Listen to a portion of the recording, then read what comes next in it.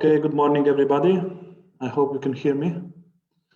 I think we can begin now. I'm Nate Sukjan. For those of you who haven't seen me yet, we've been exchanging emails this last few months. I have to say I'm really happy to see you all, although only on Zoom. But I'm sure there will be many more opportunities for organizing conferences on Tartini, where in the future we can also meet in person. For now, let me just greet you from this beautiful Tartini house in Piran, where I am right now, so we can at least symbolically connect this online conference to this place where we should have all met in person under different circumstances. Also, I am really happy that the Dean of the Faculty of Arts, Professor Dr. Roman KUHAR, is with us today, and I invite him to say a few words at the beginning of this conference, please. Thank you very much. Spoštovani gostje, cenjene kolegice, cenjeni kolegi, drage študentke in študenti, v veselje mi je, da vas lahko pozdravim na mednarodni muzikološki konferenciji. Ker gre za mednarodni dogodek, dovolite, da govor nadaljujem v angleškem jeziku. Their Deputy Mayor of Piran, Mrs. Manuela Rojec, their President of the Slovenian Musicological Society, Assistant Professor KATARINA BOGUNOVIĆ HOČEVAR, their Head of the Department of Musicology, Assistant Professor ALEŠ NAGODE, their distinguished guests, their professors, colleagues and students, and everybody who's watching this on Facebook. I usually start these kind of welcome speeches by saying that it is my pleasure to welcome you at the Faculty of Arts, University of Ljubljana.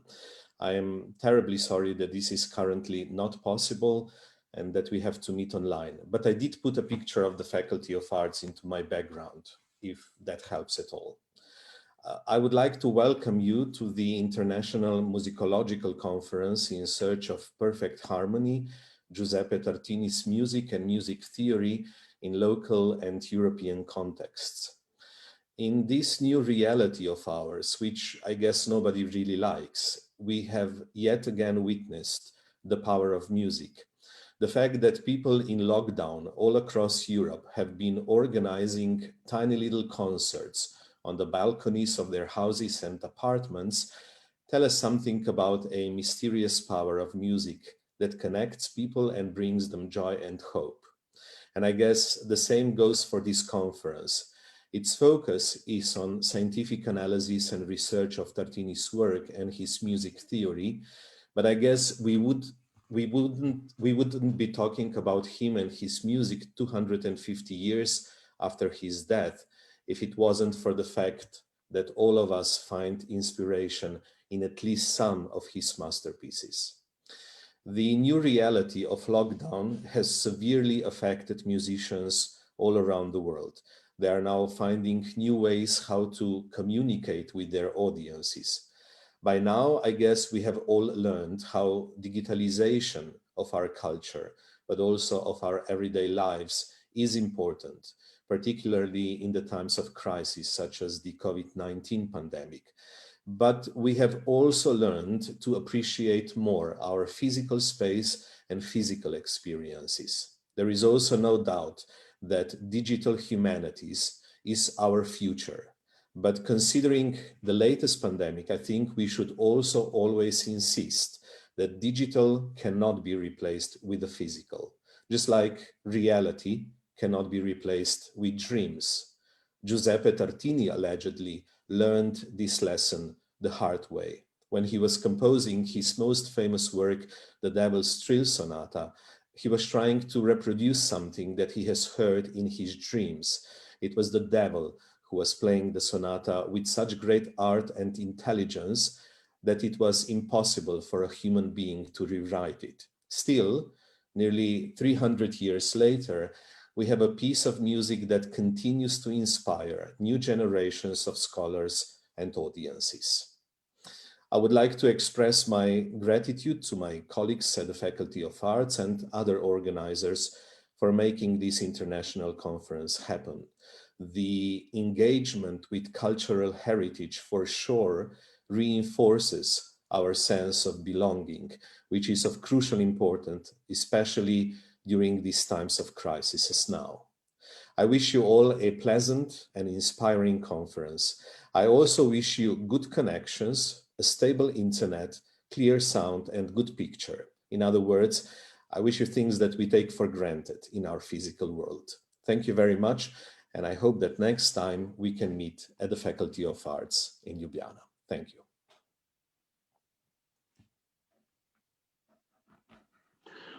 Thank you very much for this kind opening of the conference.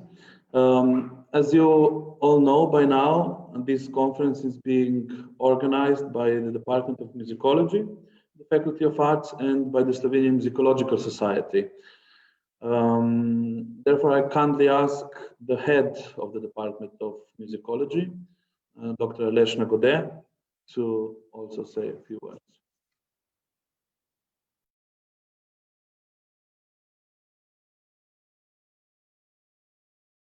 Microphone.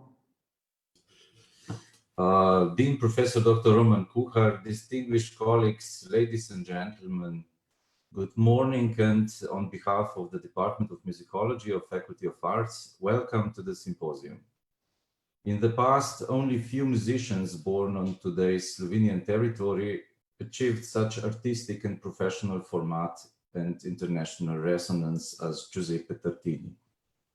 However, in the first decades of its existence, Slovene musicology focused mainly on those of them who could have been included in the paradigm of nationalistic music historiography, which prevailed throughout the 20th century. Tartini, despite his exceptional importance for the development of European musical culture, was intentionally ignored, as was the cultural environment of the coastal towns where he was born. He's not even mentioned in the key works on history of music in Slovenia by the founder of Slovene musicology, Dragutin Cvetko.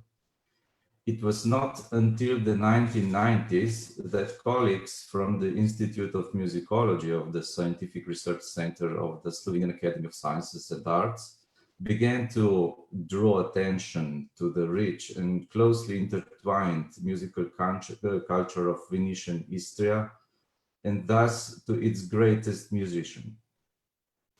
Their research revealed an interesting musical space where the Alps and the Adriatic meet, where on a sunny day, the white palaces of the Serenissima can be seen with the naked eye from the towers of the Pirano, which are just a stone's throw away from Slavic-speaking world. The present symposium is therefore not just another forum for discussions and questioning of knowledge about this great musician. Let it also be another step to transformation of the old paradigm. Let it renounce the primacy of the constructed centrality of national cultures and focus on areas where neighboring cultures meet. Areas from which many great artists emerged who, intentionally or unconsciously, fused the heritage of different cultures in their work and forged those cultural ties that bind the nations of modern Europe. I would like to thank our program committee for arranging an excellent lineup of speakers, and I thank the speakers and moderators for their contribution. I wish all active participants a lot of success in presenting their contributions and a fruitful exchange of views.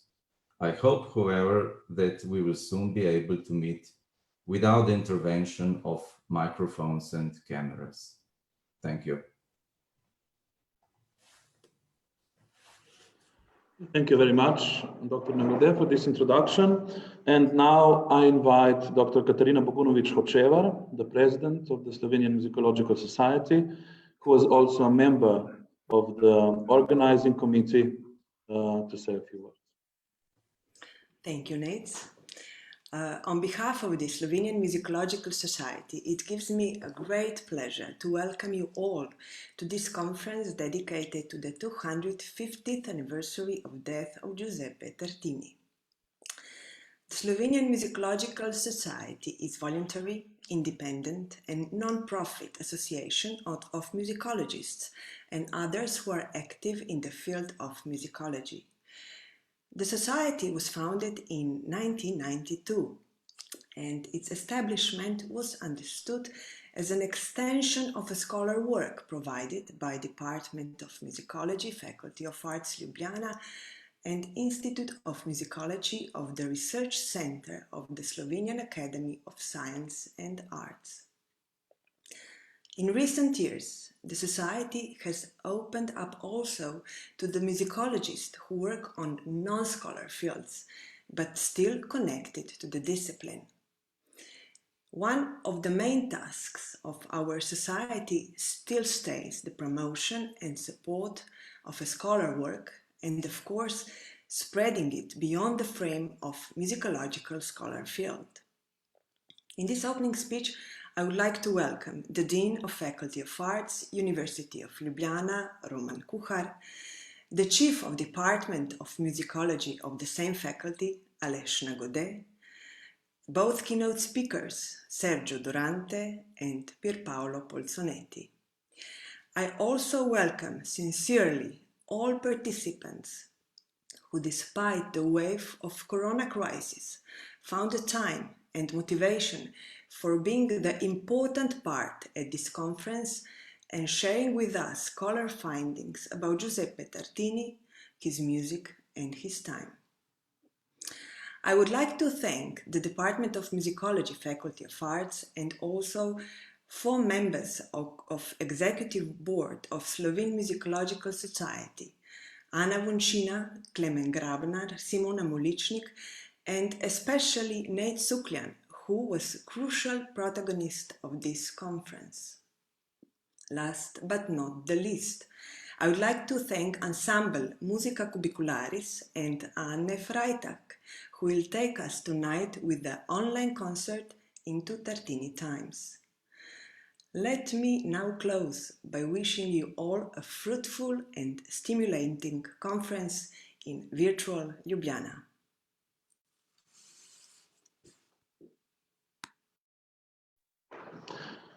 Thank you very much, Katarina, for this introduction.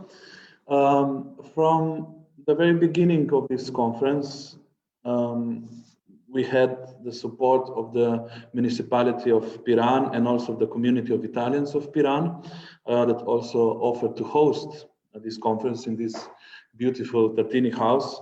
And that is why I also invite Mrs. Manuela Rojec, the Deputy Mayor of Piran and the President of the Community of Italians, to greet us.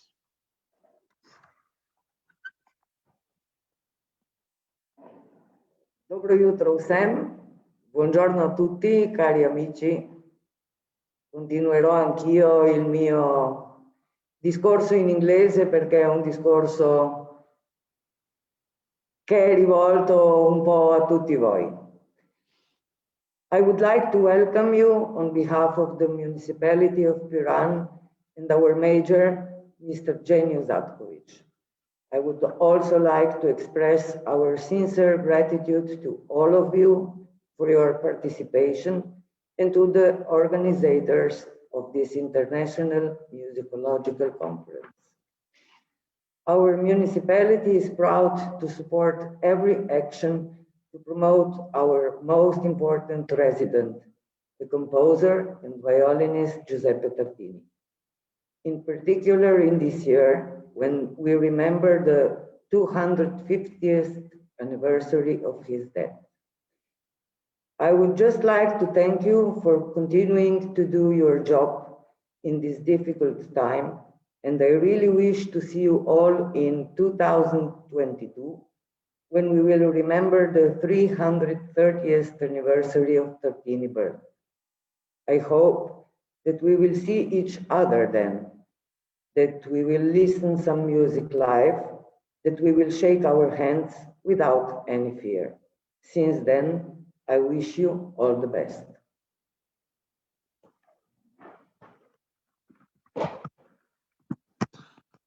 Thank you, Manuela, for these kind words. I would also like to thank to another member of the organizing committee, Dr. Klemen Grabner, who, among other things, designed the conference booklet, which you all have received by mail.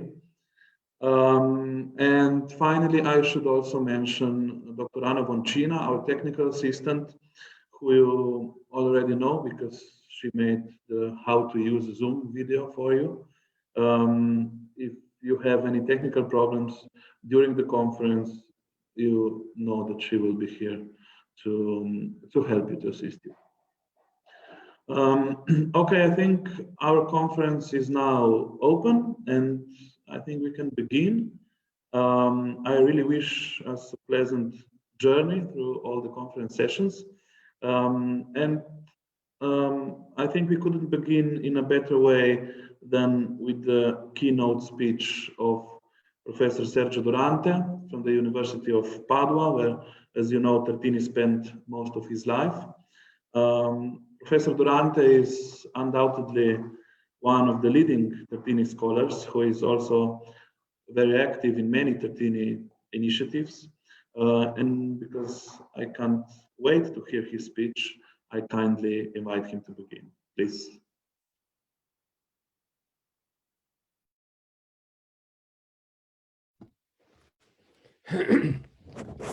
Can you hear me?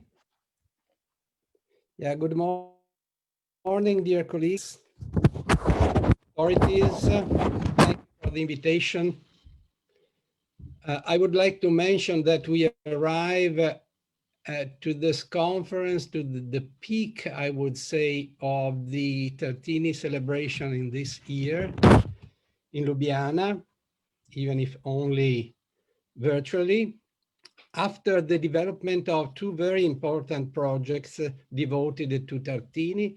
And this one of these, probably the most important, is the Tartini project based in Piran, which led, among other things, to the realization of the new catalog of Tartini works. And this is a most important tool which opens the way for a deepening of our understanding of Tartini and his work.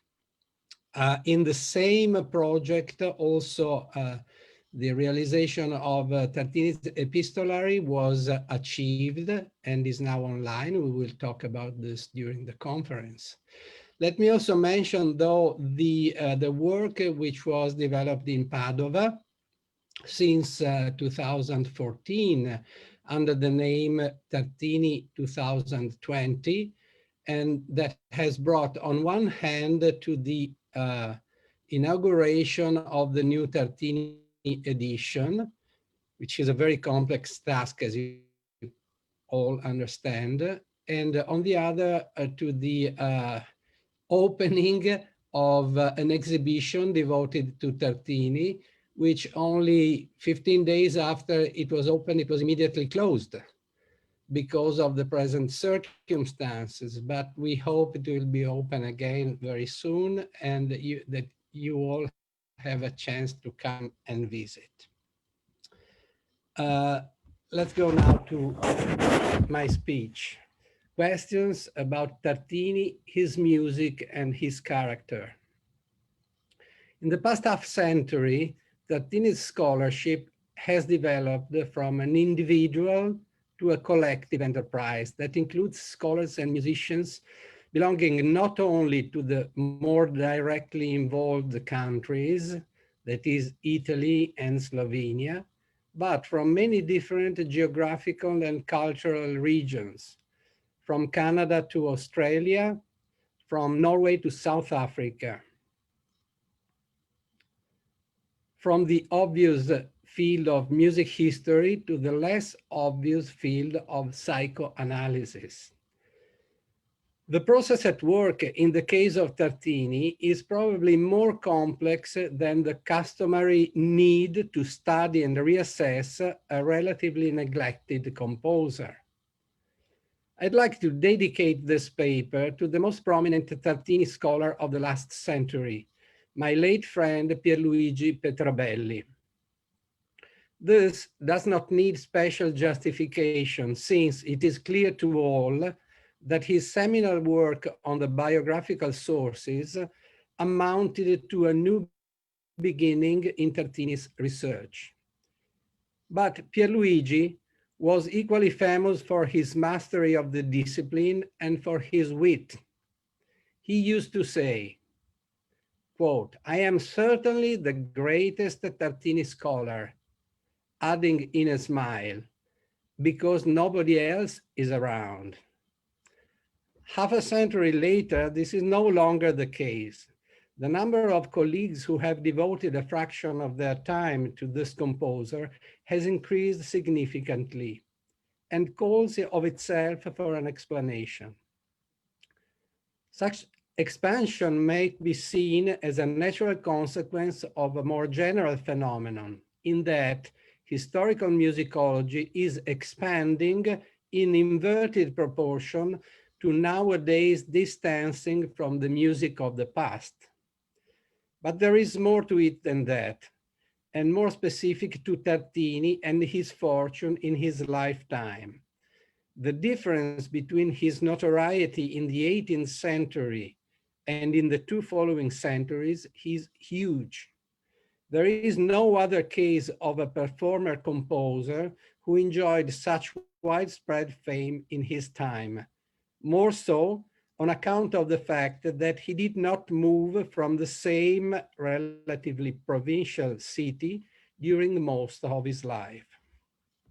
The fundaments of his fame were multiple and necessarily connected to his later neglect.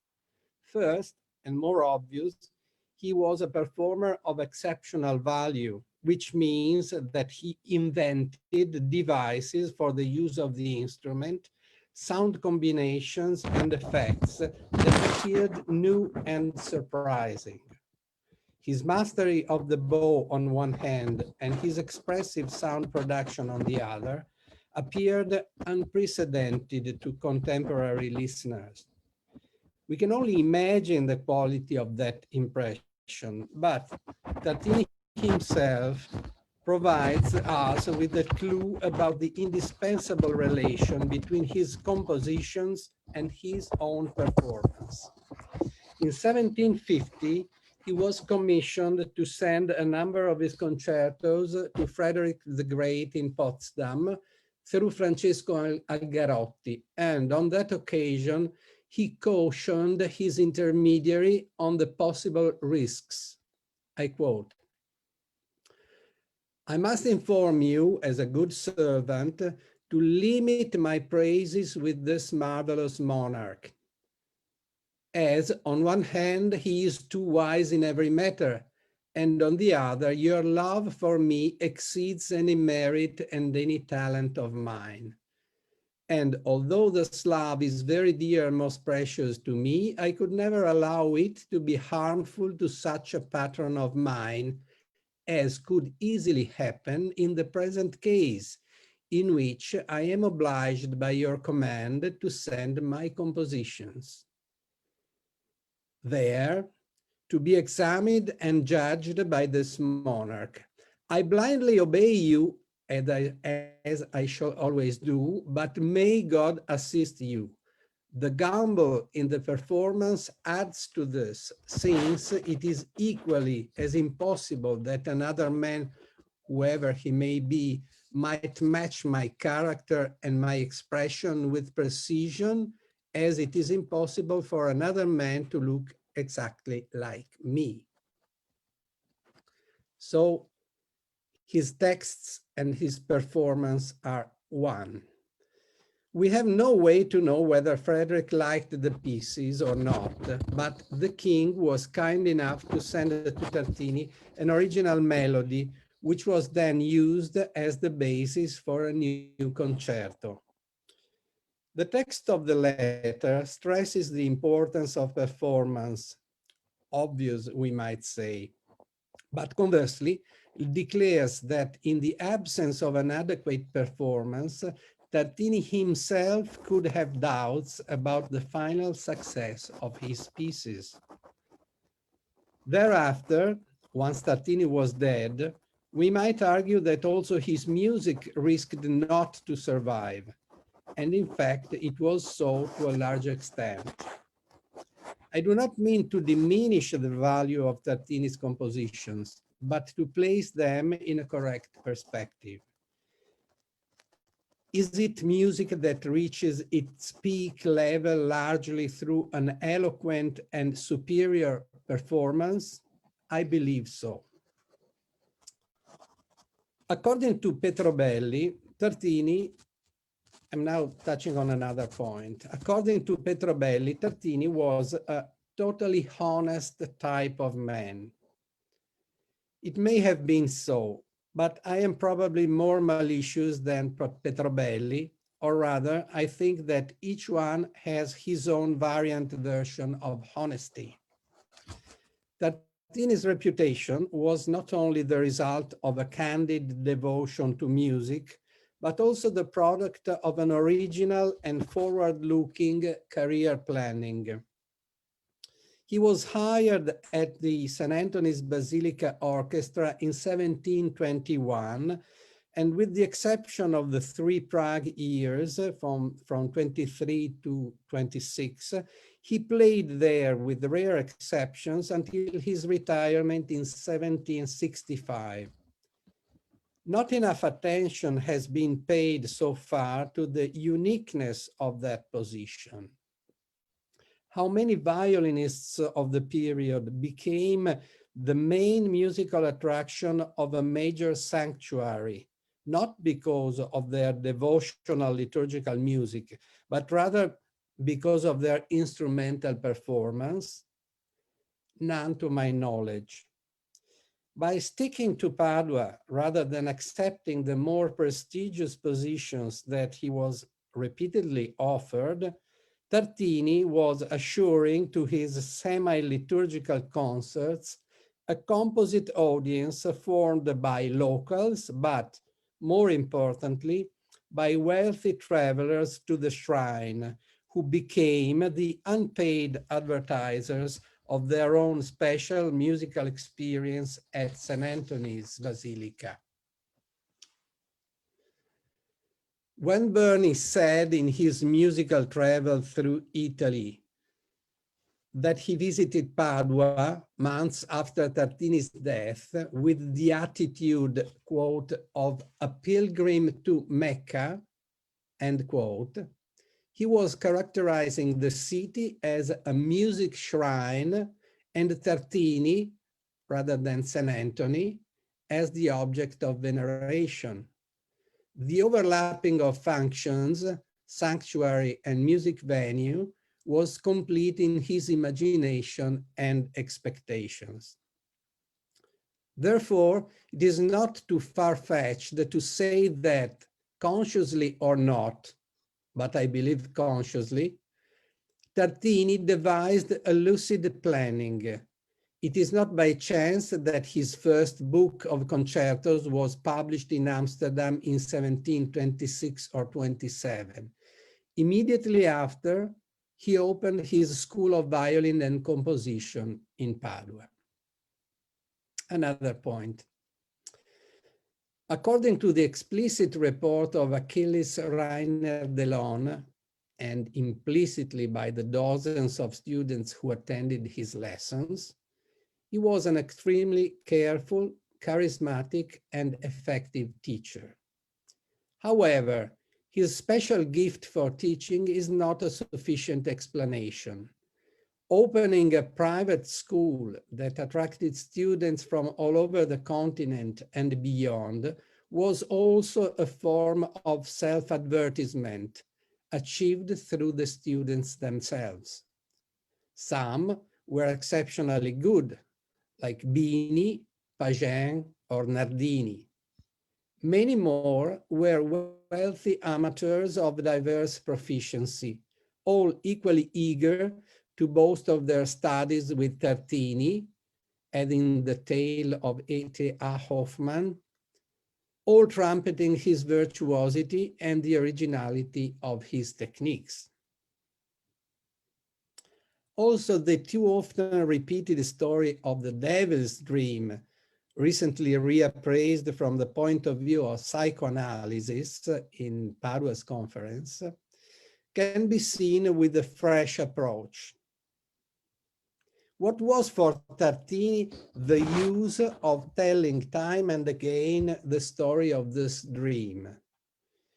If we believe Delalande's report, the dream was the prompter for writing down a piece that the composer reputed, quote, his best and yet inferior to the one heard in the dream, end quote. And there is no special reason to deny a degree of truth to this report. But we must also recall an interesting detail. According to the visitor Christoph Gottlieb von Mohr, a copy of the score of the Devil's Sonata was hanging at the wall of the room where Tartini taught, like an emblem of his supernatural inspiration. The story of the dream was told time and again, as proved by its synthetic and somewhat variant representation in Cartier's L'Art du Violon. We might then argue, with a degree of cynicism, that Tartini was using this device as yet another tool building a self-mythography or delineating, if you want, a marketing strategy avant lettre. So he might have been a honest man after all, but he was not in any way naive nor indifferent to the financial side of his job. Fact is that the investigation on Tartini brings us into regions that are unusual for a simple violinist of the mid-18th century, or, as he belittlingly liked to define himself, a segatore di violino. So this violin sower was in reality a man of the highest ambitions, descending in equal parts from his natural talents and from his upbringing. Being the son of an important civil servant and member of a prominent family in his hometown, Pirano, he was expected from childhood to aim at a social status that would not have been normally assured by the musical profession. From this point of view, his efforts and achievements in the field of music theory, mainly assigned in the literature to his maturity as a sort of replacement for music composition, could be considered a psychological compensation of his social downgrading from the elite into the guild of practical musicians. It is possible, but I think it would also be partly unfair to Tartini. The study of his biography and epistolary shows that for Tartini, the passion for intellectual exercises of different sorts was a devouring one since the childhood years, as Fanzago refers, and surfaced in different fields and moments of his life. The early letters of 1731 to Giovanni Battista Martini, a younger and not yet famous colleague, demonstrate a deep interest for the art of enigmatic canons. In other words, for the traditionally higher craft of composition. In 1741, he tried to convince Martini, and through him Paolo Battista Balbi, of having solved important mathematical problems. At a later stage, around 1751, his focus became the tentative demonstration of the famous problem of squaring the circle. He tried, through Francesco Algarotti and the Venetian Doge Pietro Grimani, to obtain the recognition of a publication and possibly the dedication to Frederick of Prussia. His attempts to gain the approval of the specialists, like the mathematician Balbi, remained, however, frustrated. Then comes his treatise of 1754, Trattato di musica secondo la vera scienza dell'armonia, that can be seen and considered from two different perspectives, at least two. It is in part and on surface a treatise on music theory, by which Tartini means to assess the physical and mathematical foundations of music. And music is conceived essentially as the combination of melody and harmony in relation to a naturally defined diatonic scale.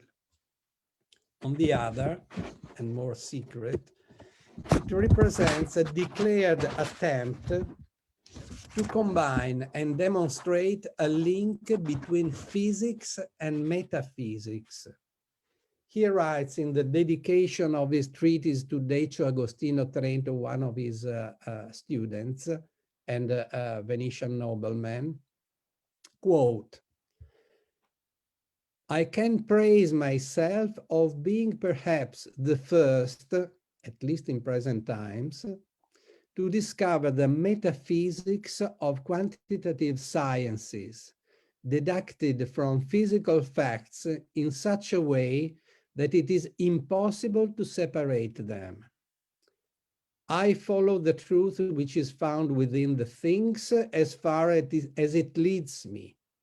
I am sure to have proceeded rigorously up to the present day, and so I will do until the end."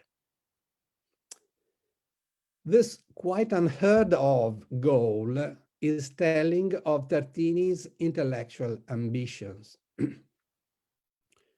Was it the disproportionate consequence of a mentally unbalanced personality? The answer is probably more complex. We should recall that in his contemporary cultural context, the connection between the science of sound and that of number descended from a long-standing tradition to which also a figure like Jean-Philippe Rameau had been sensible. In other words, if a musician tried within the frame of mind of the time to elevate his craft to the level of science, the effort would have concentrated on the so-called historia naturalis rather than on the chronohistory or on the anthropological or linguistic dimension of music. This attitude is crystal clear in Tartini's letter to Giovanni Battista Martini of 1757, where he pays a strange compliment to the author of the just published first volume of Storia della Musica, by saying that Martini's work would certainly bring honor to the profession of music, but, quote, "so much more will do my own discovery," end quote. Tartini, the theoretician, was prisoner of two assumptions: that music is a science and that science is based on immutable foundations. The extreme consequence of this conceptual background is his posthumous Scienza Platonica fondata nel cerchio, where, if one can guess a general direction of his intellectual itinerary through his life, Tartini tried to reconnect all the steps of his cultural development in one complex and lengthy essay. And the steps were the experimental investigation of combination sounds, his early experience in 1713, the so-called Tartini sound or third sound, the arithmetical elaboration of its consequences in music theory, the connection of the earliest origins of Western culture in Plato's writings and in the fragments traditionally attributed to Hermes Trismegistos, which had been largely discredited by the mid-18th century, but that Tartini still believed authentic and valuable. So he was trying to connect all these experiences of his in this dream of unity. The musicologist is strongly tempted to dismiss this whole field as irrelevant for the specific purpose of music history. After all, our focus and interest is Tartini's compositional output, and one might argue that those speculations bordering with obscure philosophy will lead us nowhere, as much as they led the aging Tartini to frustration and conflict. However, this is true only to an extent, because on an opposite perspective, those ideas represent the most intimate persuasion of a creative artist. And at least in this perspective and within these limits, they are precious evidence not of a scientific truth, but of an aesthetical and ethical outlook that supported the compositional work for which we are mainly indebted to that great man. Stating that the philosophical speculations of Tartini are irrelevant for an understanding of his music would be even less convincing than his hermetical metaphysics. Ideas that were destined not to a development, they were going nowhere after all, but rather to collapsing eventually into his intense religious faith. The theoretical efforts by Tartini, in sum, can be seen as a significant, if underrated, episode in the intellectual history of the mid-18th century, illustrating, if you accept the pun, the dark side of the Enlightenment, and representing solid evidence of the inherent contradictions of that time and culture.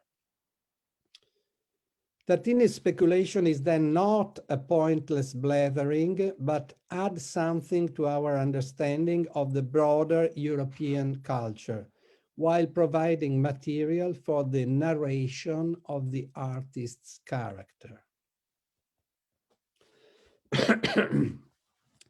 This said, it is true in the end that Tartini's memory will live on in proportion to our appreciation of his music and of the persuasive rendering of it by contemporary musicians.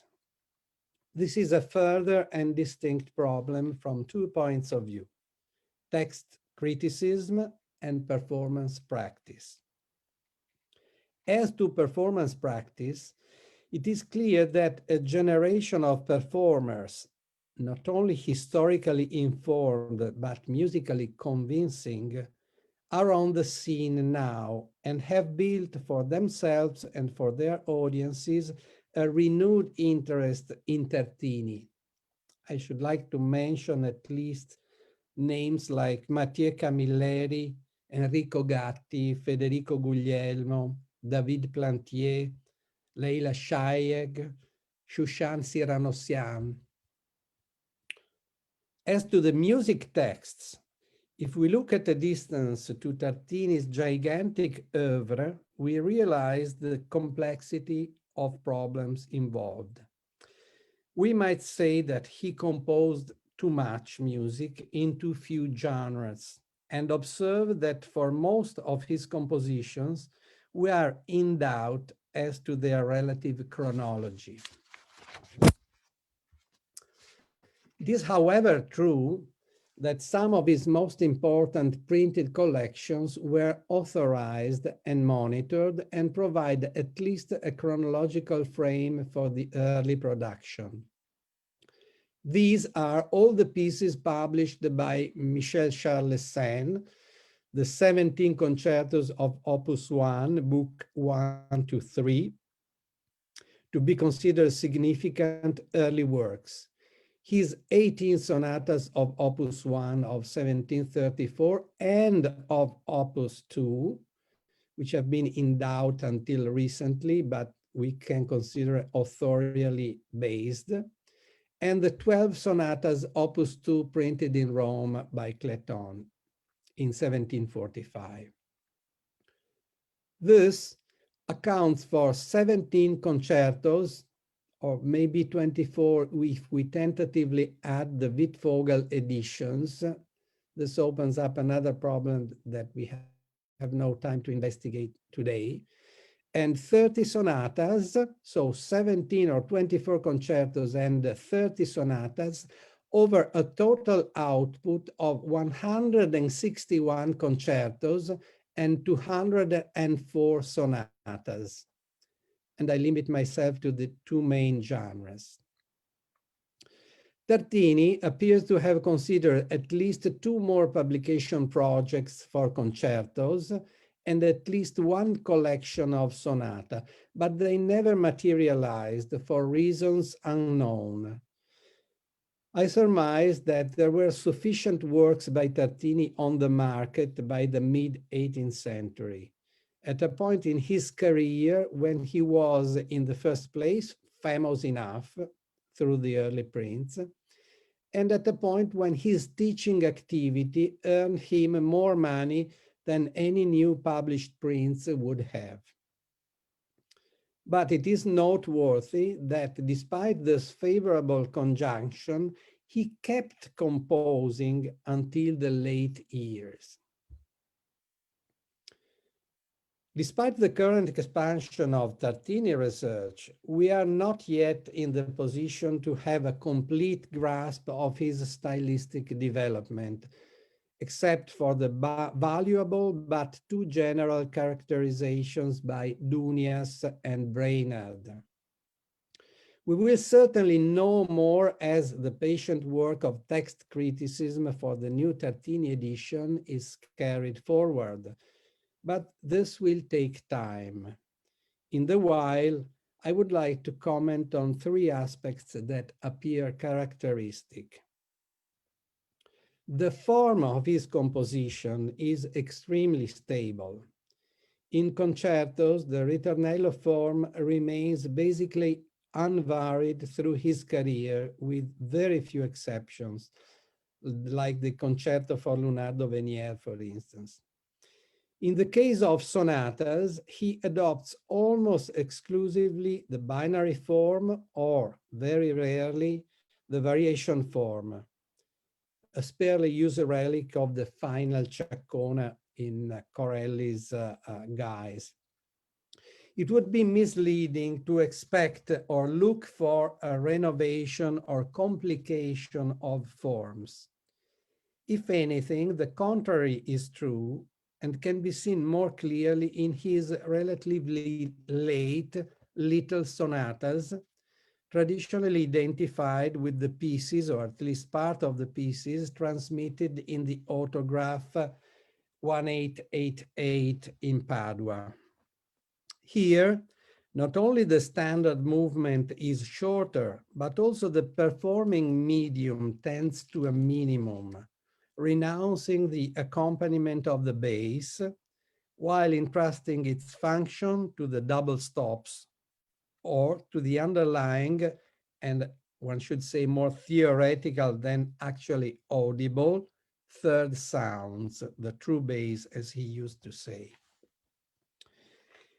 In this attitude towards contraction rather than expansion, we might read a trend towards simplification, or even towards the aphoristic form, a trend which is coherent on one hand with the idea that the kernel of compositional application is the primary melodic invention and its oral or timbral, if you prefer, articulation.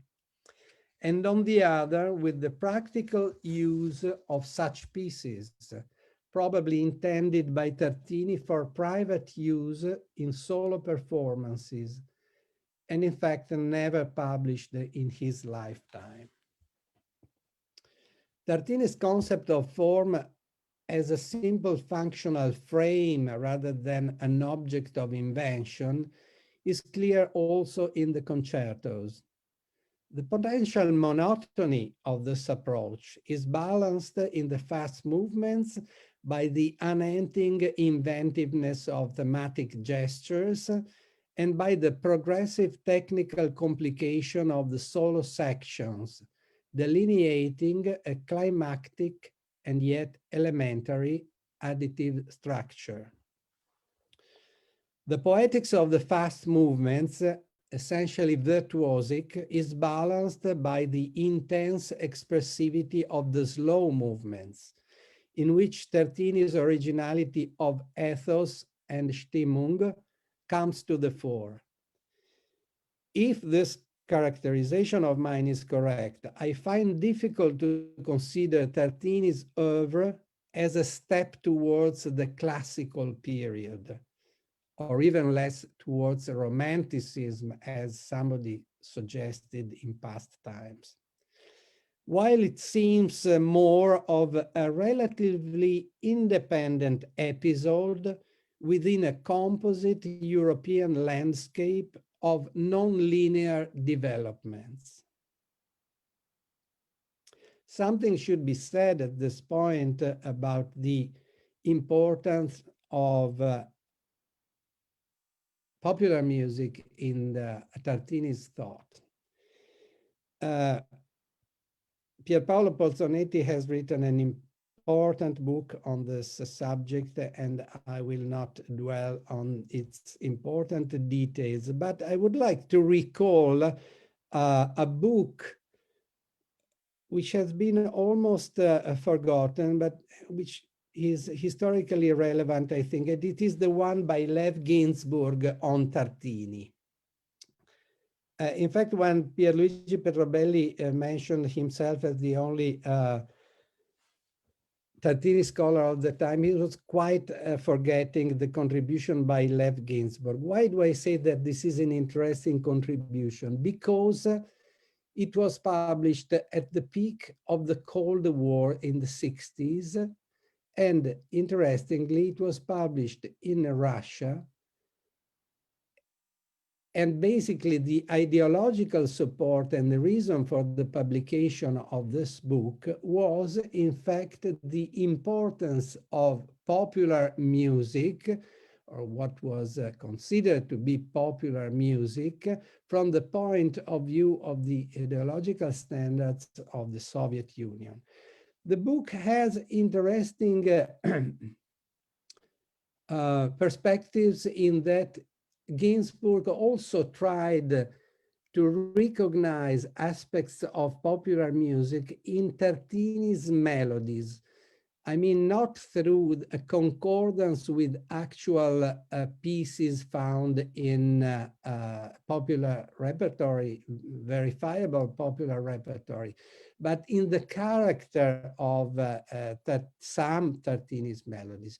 This is a conjectural but interesting approach. And it was, after all, one of the few books, including, we have to add Petrobelli's contribution, in which music as such was discussed. So we should not forget that. But we should also place it in its own historical time. Historical time, I should say, in which, like in any historical time, politics, in that specific case, the politics of the divided world of the Cold War played a role also in devising and publishing a book. The time has changed, fortunately, and we might say that one of the contributions of Tartini, who was named, one of the lessons of Tartini, who was named the Master of the Nations, is in fact that of welcoming the nations in a sort, his students were welcomed, whatever the nation they came from. And it is funny that the destiny of Tartini's memory is also connected to belonging through time to a number of different nations. He was a Venetian in the first place of Italian upbringing. He then became shortly citizen Tartini after his death when the French invaded northern Italy and Istria. He then became an Austrian for a time. He is recalled in books on the major figures of the Austrian Empire. He then became an Italian in the sense of the new Italian state. He then became a Yugoslav composer, and finally he is also a Slovenian composer. And I think that this is a lesson that teaches us the importance of considering him and us more than anything else as a European composer. So I'd like to end this paper with a short remark. A lot has been done in the past 40 years, and a lot is happening today in Tartini's research. But to date, the vast continent of Tartini's music remains mostly unexplored or in course of laborious explorations.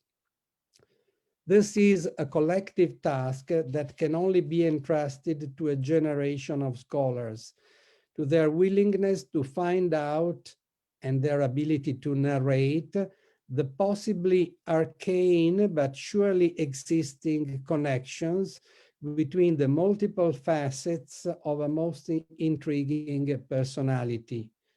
Tartini, the man, the violinist, the researcher in acoustics, the composer, the man of the Enlightenment, and the ambitious prophet of musical science. Thank you for your attention.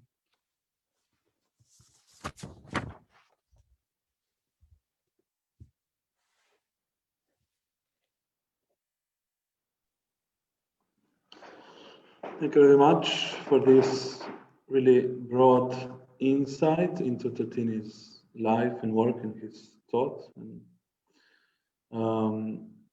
the research made on Tartini. You undoubtedly opened many different fields, many different questions. Are there any questions, comments?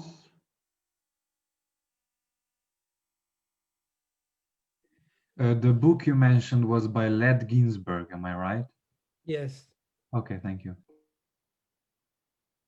It was originally written in Russian. I had access to the German translation, which was published in Switzerland in the early 70s. And there is also, sorry, there is also an English and not particularly good translation, which was published in the United States. A very difficult book to find, but it exists in some libraries. Can I ask something? Yeah, of course. I want to ask now, we have this year, very, very difficult year, Tartini year. What do you mean we will do, or you have plans for the future, what we can do for Tartini in the next years?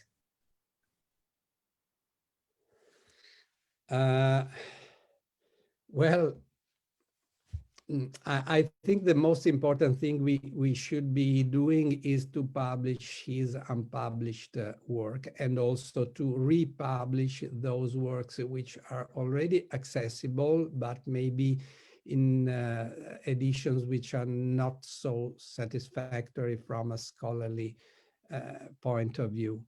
But I should add that in general, we should also make an effort to provide a narration of Tartini life. In other words, to connect, to put the music on the market is fundamental, is important. But we also have to connect this music to a narration of his life, and to find connections between his way of thinking music and his biography.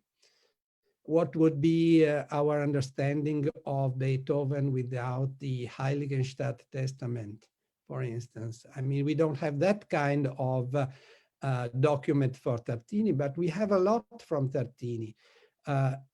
He was one of the most prolific writers of letters as a musician of the 18th century, and now we have an important edition of the letters in 3 languages, Italian, Slovenian, and English. So this opens up a huge field. And I also think that there is a lot to be done through an investigation of his poetical sources, because we know that he used time and again poetical texts as a point of departure for a number of his compositions. We have more than 100 concordances of these texts, but there is a lot to be done in trying to understand why he chose those texts rather than other ones, and what those texts meant to him as a person and as an artist.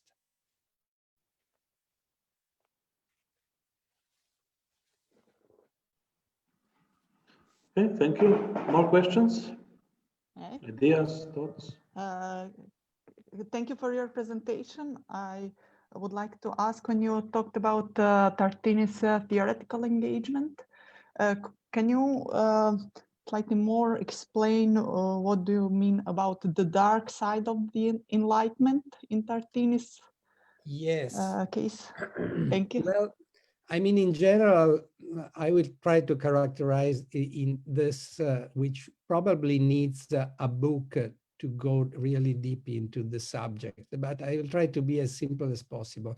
I mean, our general idea of enlightenment is very much related to, freedom of speech, the premises of the Great French Revolution. But in reality, the paradigm of rationality invested the whole 18th century in all of its regions. I mean, for instance, Tartini was, very religious man, very attached to the Catholic Church, but at the same, so he would not have accepted the points of view of the French philosophers in terms of politics, for instance, or about religion. But at the same time, he was offering a sort of rationalization in many sides of his activity, in teaching, for instance, but also his attempt at rationalizing the music theory is an attitude which we certainly can connect to Enlightenment. At the same time, though, he was also attracted to the Hermetic writings, to Plato. So this comes to a contradiction with our standard idea of Enlightenment. So what I claim is that on one hand, we should have a better grasp of the landscape of Enlightenment. In other words, Enlightenment has a dark side to it, a declination, if you want, of rationality, which doesn't fit with the let's say, standard image of enlightenment as represented by, you know, the premises of the Great Revolution in France. I don't know if I answered your question. Can I ask about this? Do you set some hermetism and this kind of researches where we can find the information about this way to be of Tartini? You can find it in a letter of 1751 to, it is actually, will be, it's already published because the online edition of the epistolary is already available in the website www.discovertartini.eu. And you will, Sergio, sorry, I will post the link in chat. Yeah. And it is the letter of 1751, letter number 71 in the epistolary, addressed to Francesco Algarotti. So another interesting chapter, to go back to the previous question, is a chapter about, I mean, what should we investigate about Tartini? For instance, his theoretical sources, not only musical theoretical, but also philosophical sources.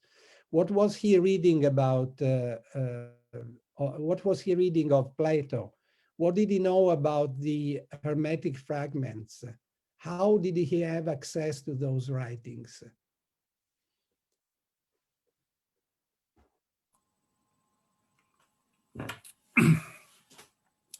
I also would like to congratulate Sergio Durante for his presentation, but also to connect with this final statement to feature Tartini as a European composer and player of the Enlightenment age.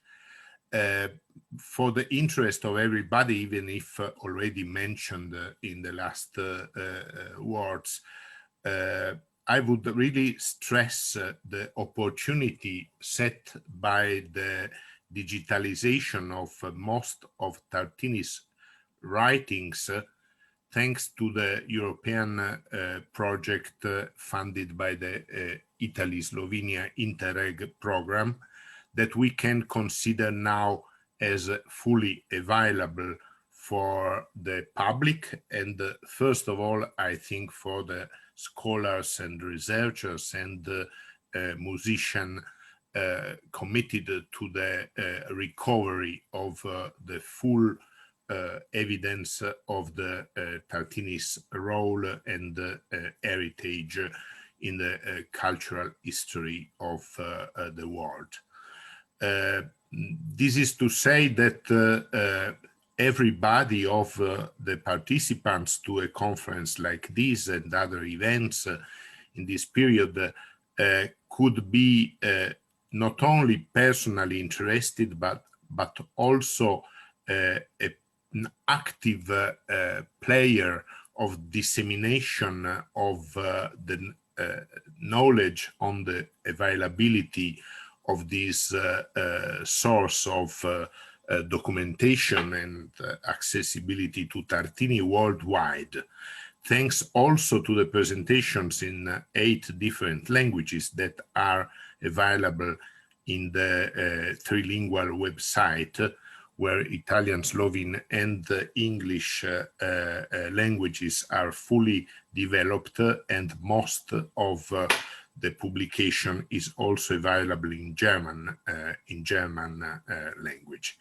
Encouraging is that the presentation of the epistolary to the public, supported by just really small advertisement, brought in the last week to over 12,000 contacts and about 1,000 interactions by the public, saying that really this can be considered a network pivot that is freely available for the contribution and use of everybody of you.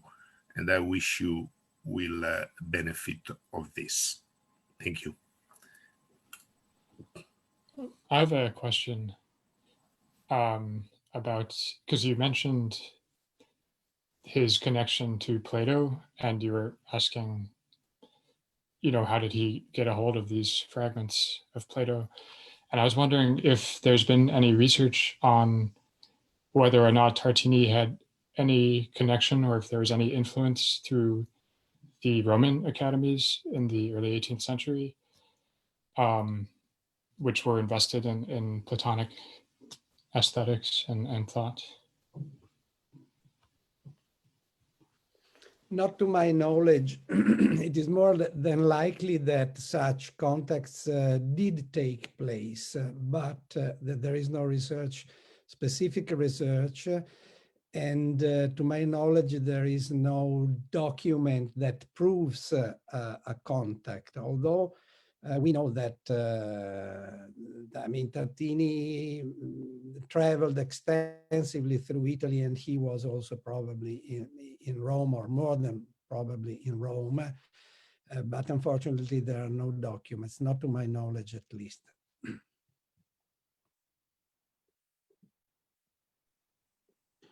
Okay, we still have some time left for any additional questions, if there are any.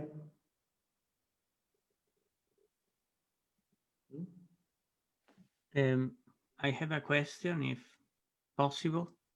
Yes.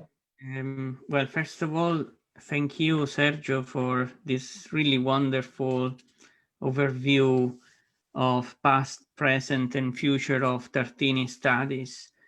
One thing that I still don't quite understand is how Tartini dedicated so much time to the study of mathematical aspects of music theory, but his fame as a music theorist was most of all thanks to Rousseau and Burney, who was a Rousseauvian. And what they liked most was that it was not so based on rationality, meaning ratios, mathematical ratios, but on language, on logic, on the implications that music is a language, that even instrumental music can speak. So that it's a sort of question comment on why the most, he made so much effort to become known as a rationalistic mathematician of music, but he actually succeeded in the philosophy of language more than as a scientist.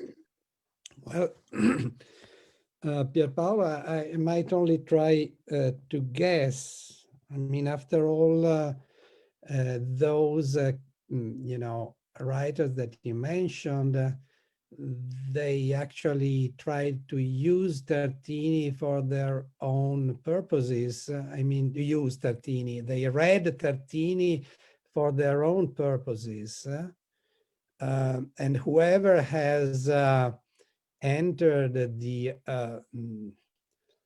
Tartini writings know that they're very, I wouldn't say difficult, but it is not entirely clear where is he heading to with his calculations.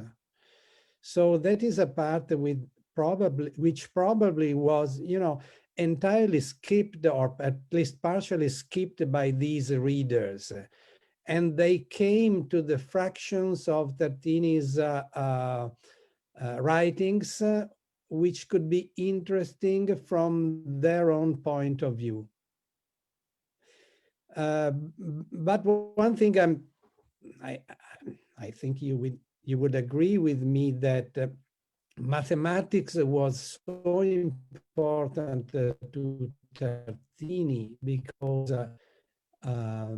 because of his, rocky faith in religion, he thought that mathematics was a projection of the perfection of God. So in a certain sense, mathematics provided a path towards an immutable truth. And that is why I think he used so much of his time in those speculations.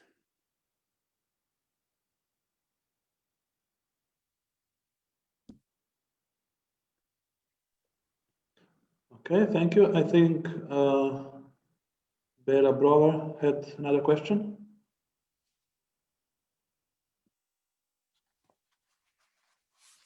Yes? No? Yeah, we don't hear you, sorry.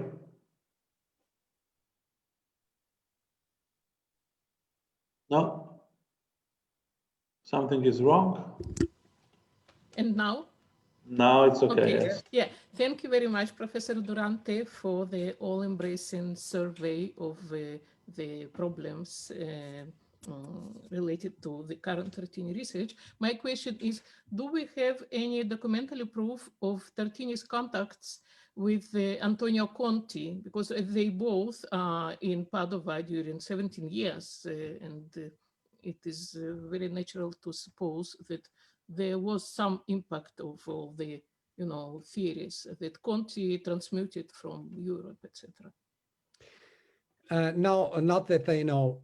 And this is quite puzzling because, in fact, as you remark, I mean, they were both living for a time in a very,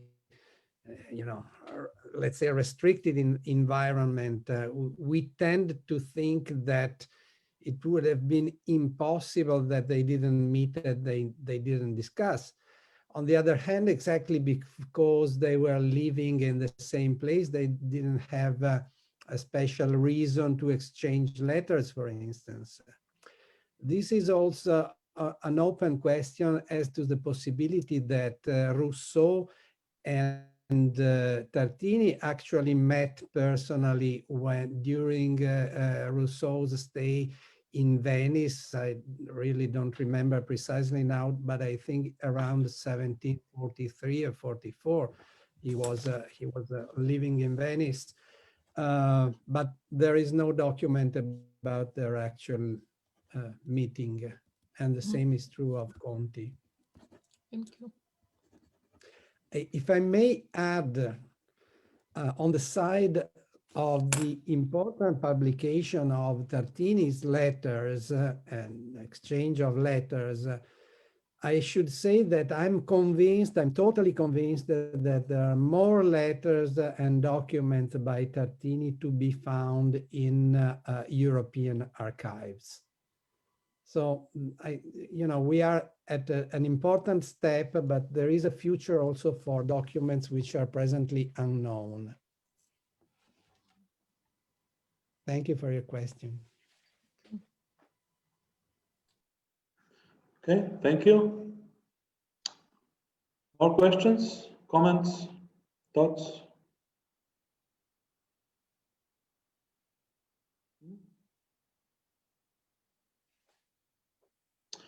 Okay, if there are no more questions at this point, I think we should make a break and reconvene again after 20 minutes, so 11:15, right?